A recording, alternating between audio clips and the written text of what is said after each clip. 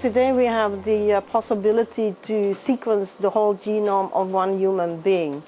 This is of concern because the human genome sequence contains most of the information on the biological privacy of a human being. It means that, for example, here it has the information related to different types of behavior of the human being.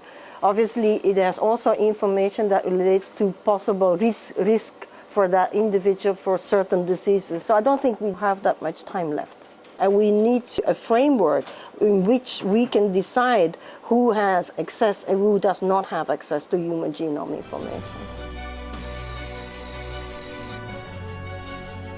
Quality of healthcare requires secure exchange of information between all healthcare providers that deal with the patient. For instance, information about allergies and drugs that are already taken by patients are very relevant.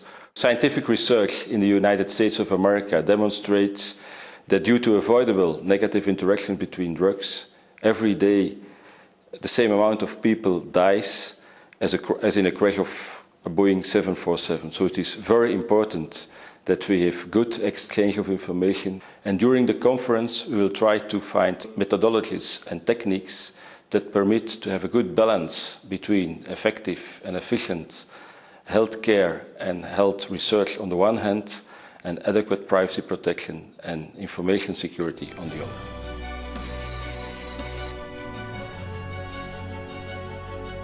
Archive services are confronted with a huge challenge, namely to come up with easily applicable rules and procedures for the consultation of archives, while allowing for the imperatives of research and other matters of importance, among which the protection of the privacy of citizens and their respective descendants. One of our pleas is to leave the granting of permissions for the consultation of transferred archive documents as much as possible to the archive service in charge, and to restrict the obligatory registration at the Privacy Commission to researchers who consult archival funds with the clear intention of setting up a database containing personal data of social, medical and juridical nature.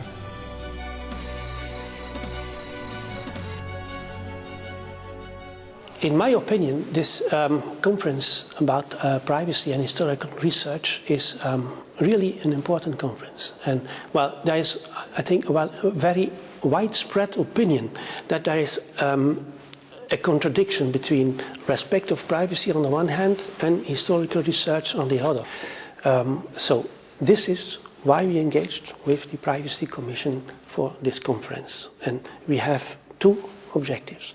The first one is to do some particular case studies about sensitive archives, police archives, security services archives, and what happened with them in the course of the 20th century during change of regimes or the end of certain occupations. And the second objective is to formulate, to come to best practices together with the Commission. Scientific research in an environment of so-called academic freedom very often requires the use, the processing of personal data.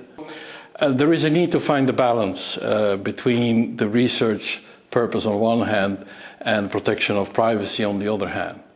Now, very often data protection officers are considered as an obstacle to free research. I think we should go hand in hand. And it is the purpose of this conference to look into the reasons how we can solve this balance issue between, on one hand, the necessity for the researcher to fully use his so-called academic freedom, and on the other hand, for the citizen to have his fundamental right to have his privacy respected.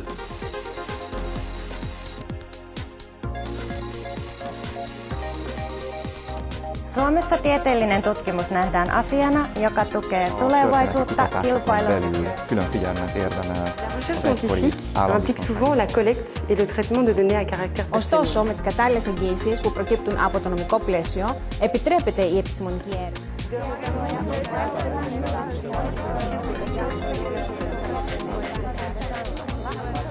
Obstruction.